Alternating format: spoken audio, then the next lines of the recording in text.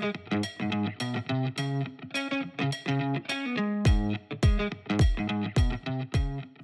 I'm Mike Adada, the CTO of Swift Law North. Joining me here today is Aaron Swift, who's the CEO of Swift Law North. How are you, Aaron? Good, thanks, Mike. All right, we're going to continue talking about FDCPA 101 section. And today we're going to talk about the truth about debt verification and validation under the FDCPA. So first off, what is debt verification and validation? Yeah, great question. It's a good place to start here. So I'm assuming most of our audience, maybe some consumers, but a lot of professionals in this industry, a lot of our partners that we work with, these words aren't going to be news to them or the first time they're hearing them. But what I think they're going to understand is that they don't even understand what they are, because a lot of lawyers don't even, or judges, and certainly not a lot of these repair professionals. The debt verification and validation process is very specifically delineated under the FDCPA. It's in fact where it got its origin. And we talked about this in several types of videos. We're going to talk about next the distinction between these types of communications, verification, validation, and disputes, because that's so important. But we start from just what are these, and verification and validation is kind of what it sounds like. It's you're asking someone to verify or validify, make something valid, that I owe a debt. It's giving the consumer the power to ask for that information. It's basically, hey, you're saying I owe a debt. I want verification of that, and I want to know it's valid. But this is what everyone must understand. That right expires at the end of the 30-day period that is referenced in your debt collection communications. So I'm sure we've all seen the debt collection letter, email, text. Well, text messages won't have them, but we can get into that later, which we do talk about collection texts. It's that big paragraph that says we're a debt collector, we're communicating with you, and any information we collect will be used for that purpose. And it gives you rights, disclosures. It tells you you have the right to dispute this debt or any portion thereof. You also have the right to ask for verification or validation, especially of who the original creditor was and some of that information. But again, you have the right to do that within the first 30 days of being contacted by that debt collector or that junk debt buyer if it's a downstream purchaser of a defaulted debt. Why is that important? Because if you don't take them up on that, if you don't, within that 30-day period, ask for verification and validation, guess what? They're allowed to assume that you owe it.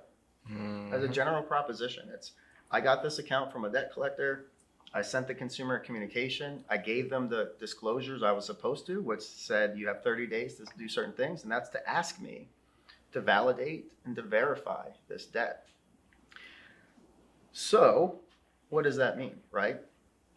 What it means is if you don't do it within that 30 days, they don't have to actually even respond to it. And that's so important. Okay, and so what is the truth about validation and verification? Yeah, it's a tongue twister sometimes. So validation and verification. Yes.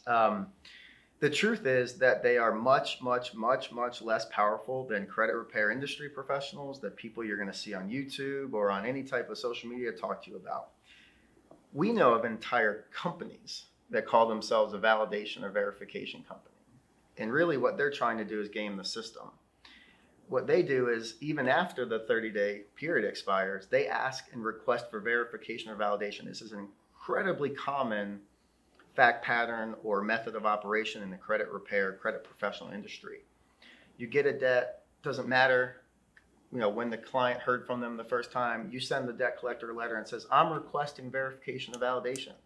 Oh, and by the way, if you can't verify and validate, if you don't verify and validate, I'm going to assume that you can't do so and I don't owe this debt. You must now delete it from my credit report. That's probably, in a nutshell, one of the 2 or 3 most widely used practices in this whole industry space. And it is completely 100% bogus. It is fake. It doesn't have any power. People that are telling consumers it does are wrong. Companies that are charging money to do that shouldn't be. Validation and verification is only a statutory right created by the FDCPA, and it only exists within that first 30-day period. And again, that's so important because if you don't within that time period, they're allowed to assume. So they keep collecting from you. And another reason, a lot of debt collectors will wait that 30 days to to credit report that debt. Because they want to say, hey, I'm telling this consumer, the law makes me tell them, you have 30 days to ask me information or to dispute. And so the collectors that do it right say, well, I'm not going to put this on someone's credit report until the expiration of that time period, because now I can kind of assume. Mm-hmm. Now, it doesn't mean you can't challenge a debt after that 30 days, and some consumers don't read that fine print or don't understand it or don't know how to follow it up. So it's not like you can't challenge or you can't contest or dispute a debt. In other words, it's not like on day 31, you owe it no matter what, and there's no defenses to it.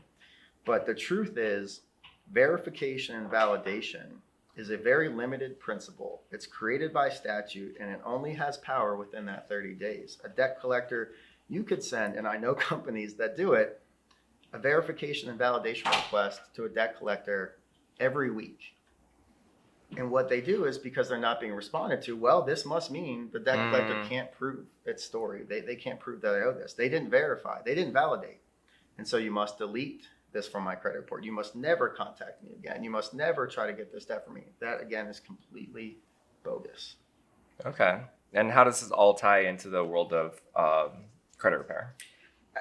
One way, just how I described it, I want you all to know, every listener, if you are using a verification and validation practice after 30 days, you are wrong. I promise you are wrong. People that telling you you're right are wrong. Even attorneys that are saying that. It doesn't exist. It is such a widely used practice. And here's another thing. It can destroy the consumer's ability to actually hold these people accountable in the future. And here's why. I'll give you an example. That if a credit repair company, someone who isn't watching our series and learning from us, let's say they follow that process. And now they're trying to dispute the information to the credit reporting agencies. They're saying, this debt can't be verified. I asked this company 10 times to verify and validate this debt. They never once responded. It means they can't prove it. Delete this from my credit report. And then you try to sue. Guess what? You're going to lose that suit.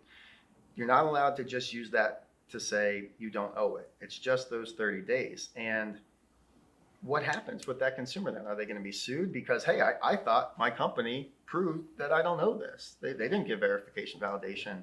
And that can really put the consumer in harm's way, because they can get sued, not defend it. But yeah, the truth is, how this all wraps in is just stop. Please stop that practice. Consumers, don't fall for it. Repair professionals, don't buy templates from people who are saying this will work for you. It's an industry-wide practice. It's so important. That's why we're doing this video series, is to make our listeners, our scholars, our affiliate partners understand this is a law. The credit reporting world is governed by the Fair Credit Reporting Act. You have a lot of players in it that are non-lawyers, and that's okay as long as they're guided by the right principles, the right areas of law. And if you try to use verification and validation in the wrong way, you will be laughed out of court. You're going to be ignored by debt collectors, and ultimately probably making the consumer worse off. Okay, thank you, Aaron. And as always, if you guys have any more questions, you can ask in our weekly sessions and the group chats as well. Thank you. Thank you.